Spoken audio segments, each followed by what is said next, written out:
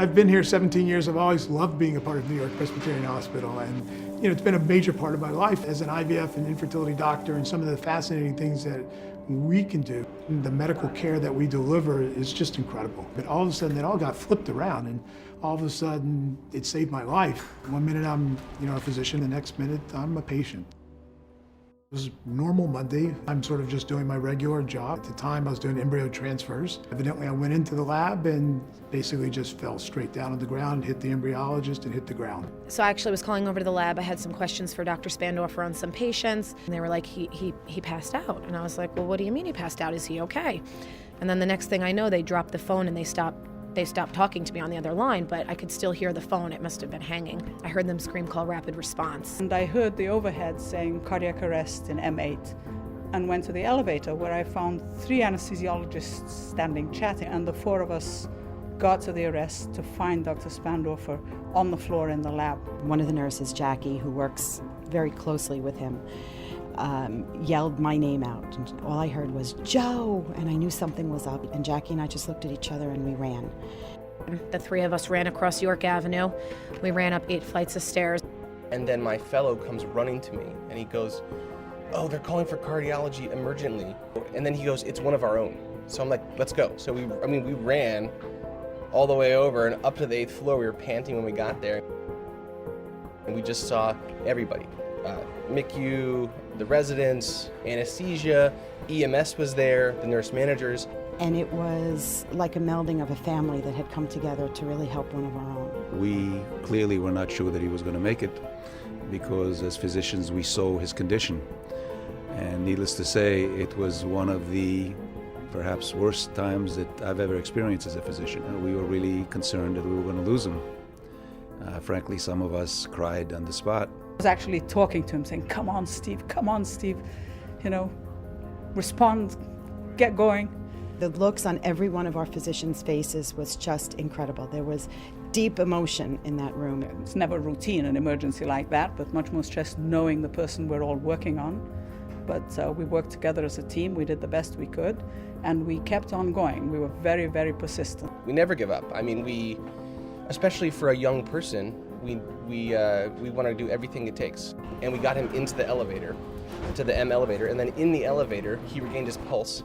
We rushed him to the ICU, and then as soon as we stabilized him blood pressure-wise, etc., we rushed him directly to the cath lab, where it showed that he had a 95% blockage of his left anterior descending artery, which is the one on the front, the so-called widowmaker. I got a phone call. Steve's had a heart attack, come to the hospital, and I just dropped everything and ran over.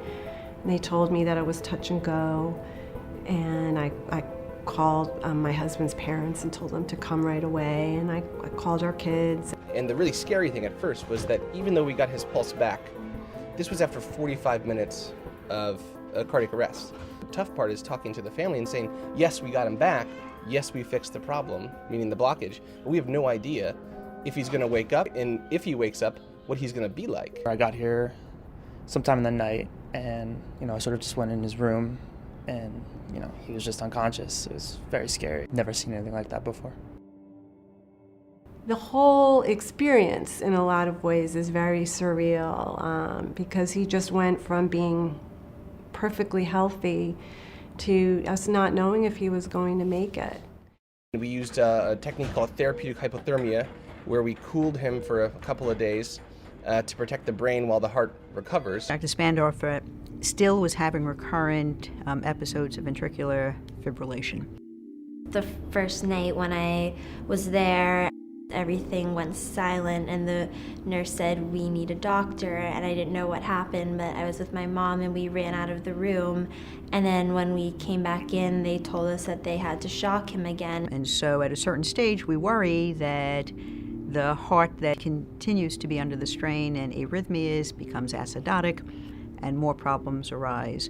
And some combination, either tincture of time or the intervention, seemed to stabilize things. I remember waking up and seeing sort of the normal chalkboards they have that says, today is, the weather is, your nurse is. At that time, my wife was stroking my head saying, "You're going to be okay." My brother, who's also a physician, is sort of yelling at me, "You're in the ICU, you had a heart attack, you're going to be okay."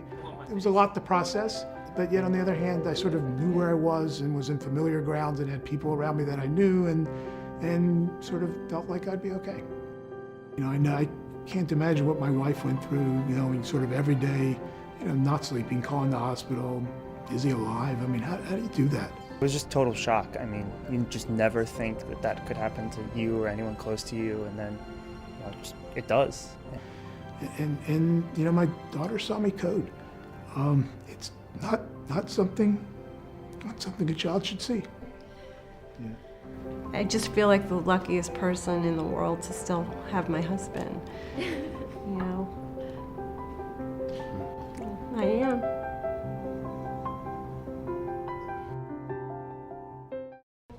I've bounced back in full-time work, and you know, life is just back as it was, just with a different outlook.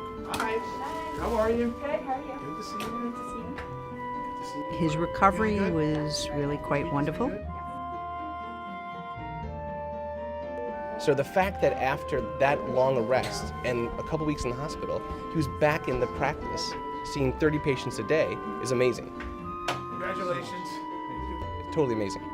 Every time I see him, I feel so unbelievably happy to see that he's back to normal. I've always said if somebody had a heart problem, this is the place to be. And they confirmed it. This was a situation where really, I mean, Steve was gone and they brought him back. It was incredible. I think every member of our team redefines being part of NYP. They are NYP. We do this every day. We take care of patients from the outside every day. But to have it happen and see the progression for one of your own, it's just an amazing feeling. I'm able to sort of look back and just say, thank God. I'm happy to be here and I want to keep on going. And I'm proud to be still at that hospital that saved my life, kept me here.